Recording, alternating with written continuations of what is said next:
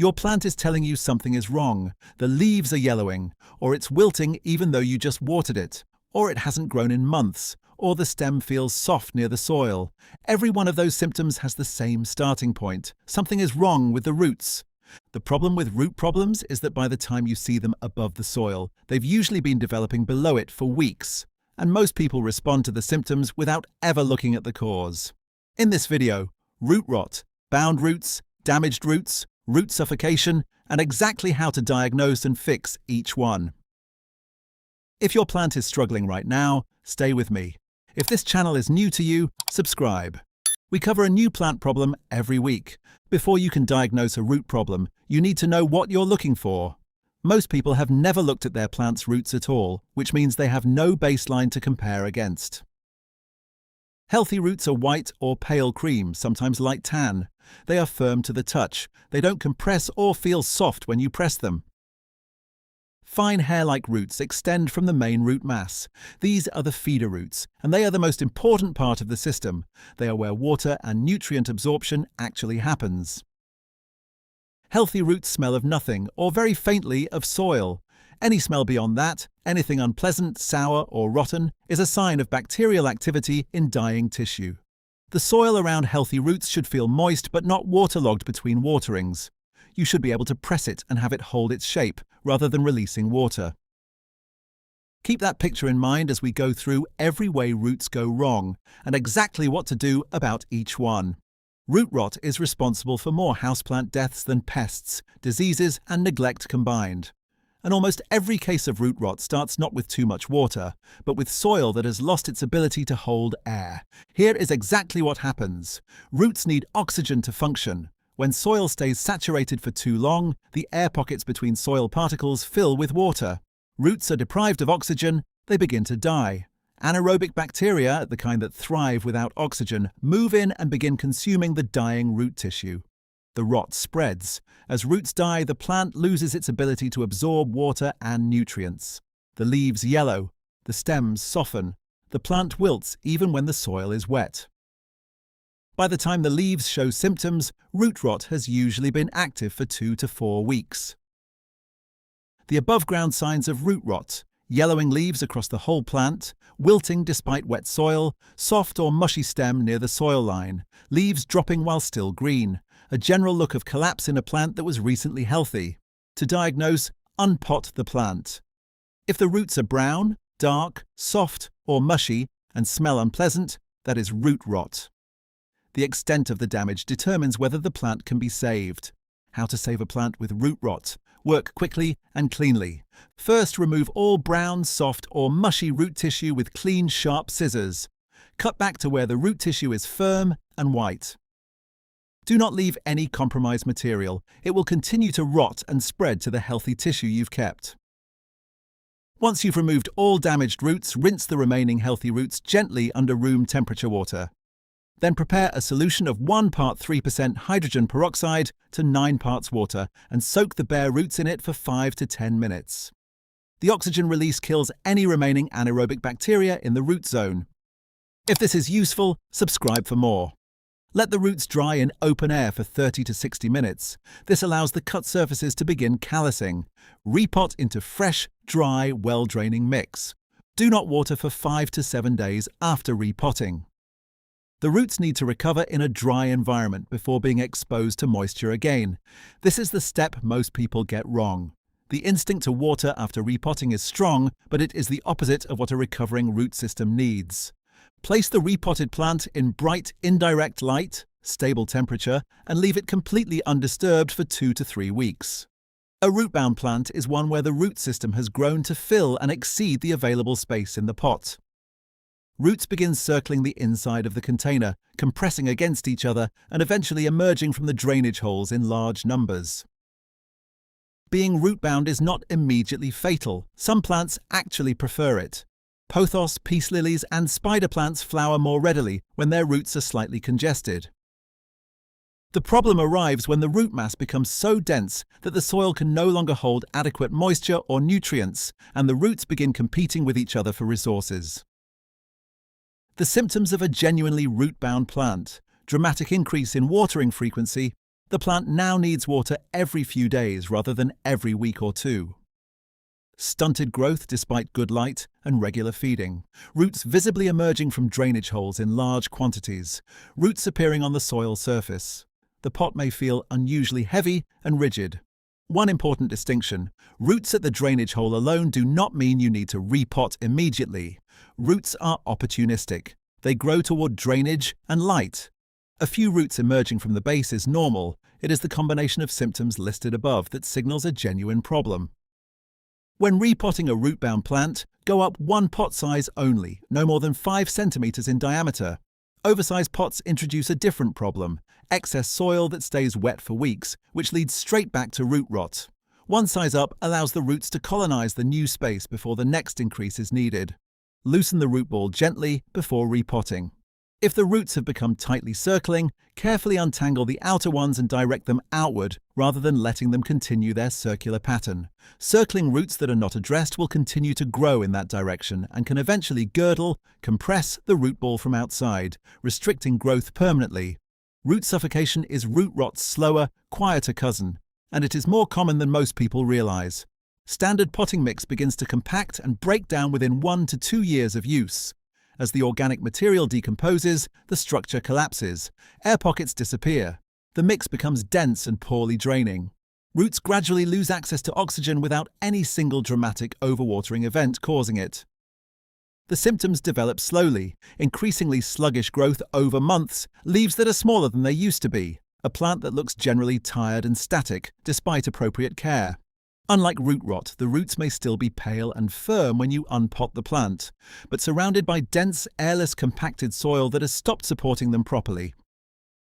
The fix is a full repot into fresh mix. Add 20 to 30% perlite to standard potting mix to maintain the air structure for longer.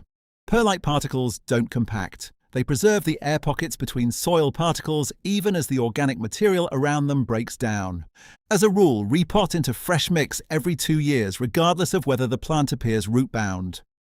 Old soil loses its structure, depletes its nutrients, and becomes increasingly hostile to root health over time. Fresh mix every 2 years is maintenance, not a reaction to a problem. Not all root damage comes from overwatering. Roots can be damaged mechanically during repotting, attacked by soil-dwelling pests, or injured by overly concentrated fertiliser. Repotting damage is the most common and the most underestimated. When a plant is removed from its pot, fine feeder roots, the hair-like roots responsible for most water and nutrient absorption, are inevitably broken. This is why every repotted plant goes through a recovery phase of 2 to 6 weeks, where above-ground growth stalls. The plant is rebuilding its feeder root network before it can return to active growth. Fertilizing during this phase does not speed up recovery. It adds chemical stress to a root system that is already compromised. Root mealybugs are the soil pest most likely to cause root damage without any visible above-soil symptoms. They look identical to normal mealybugs, white, waxy, clustered, but live entirely in the root zone. The only above-ground sign is slow, unexplained decline that looks like overwatering or underwatering, but responds to neither. The only way to diagnose them is to unpot the plant and inspect the roots. Treatment requires washing all old soil from the roots, a neem oil or insecticidal soap soak, and repotting into completely fresh, sterile mix. Fertiliser burn is the third common cause of root damage. Fertiliser applied at too high a concentration or to a plant in dry soil without prior watering draws water out of root cells through osmosis, the opposite of what roots are supposed to do. The root tips darken and die. The plant shows wilting or browning that does not respond to watering. Flushing the soil thoroughly with plain water several times removes the excess mineral salts and gives the root system a chance to recover. You can narrow down the root problem before you even unpot the plant by reading what the leaves are telling you. Wilting with wet soil, root rot, or root suffocation. The roots can no longer move water upward. Adding more water makes it worse. Unpot immediately. Wilting with dry soil, thirst or root damage so severe the roots can no longer absorb water even when it is available. Water thoroughly. If the plant does not recover within a few hours, the root system needs inspection. Yellow leaves across the whole plant, soil consistently wet, root rot. Oxygen starvation has shut down chlorophyll production. Stop watering, unpot. Inspect roots. Yellow leaves gradually working upward from the base. Watering frequency recently increased dramatically. Root bound. The root mass can no longer take up nutrients efficiently. Slow growth over many months. Smaller new leaves than before. Soil looks old and compacted. Root suffocation from degraded soil. Repot into fresh mix. Slow, unexplained decline with no visible above soil cause. Normal watering routine. Check for root mealybugs. Unpot and inspect. Wilting and browning that does not respond to watering, especially after recent fertilizing. Fertiliser burn. Flush the soil with plain water several times. You don't always need to fully repot a plant to check the root health. For a quick assessment, tip the pot sideways and gently slide the plant out while keeping the root ball intact. The outer roots are visible immediately. Their colour and firmness tells you whether the inner root system is likely healthy or compromised. If the outer roots are white and firm, the inner root system almost certainly is too. Slide the plant back in and leave it undisturbed. If the outer roots are brown, soft, or smell unpleasant, a full repot and root inspection is necessary. A moisture meter inserted deep into the soil, all the way to the bottom of the pot, gives you an accurate reading of moisture levels throughout the root zone, not just at the surface. Surface readings are misleading. The top of the soil can feel dry, while the bottom remains saturated. Always push the probe to the deepest point. For root mealybug suspicion, a torch and magnifying glass held near the drainage hole can sometimes reveal white waxy deposits on the lower roots without removing the plant at all. Any white cottony material on roots confirmed through the drainage hole means the plant needs to come out. Almost every root problem is preventable. Here are the 5 things that eliminate the majority of root failures before they start. 1. Use the right soil. Standard potting mix compacts and loses its air structure within 2 years. Add 20 to 30% perlite to any mix you use for tropical plants. Use cactus mix for succulents and snake plants. Use orchid bark for orchids. The right soil is the foundation everything else depends on. 2. Use the right pot. Terracotta for drought-tolerant plants. It wicks moisture from the soil and keeps the root zone from staying wet. Drainage holes in every pot without exception. One size up at a time when repotting. 3. Check the soil before every watering.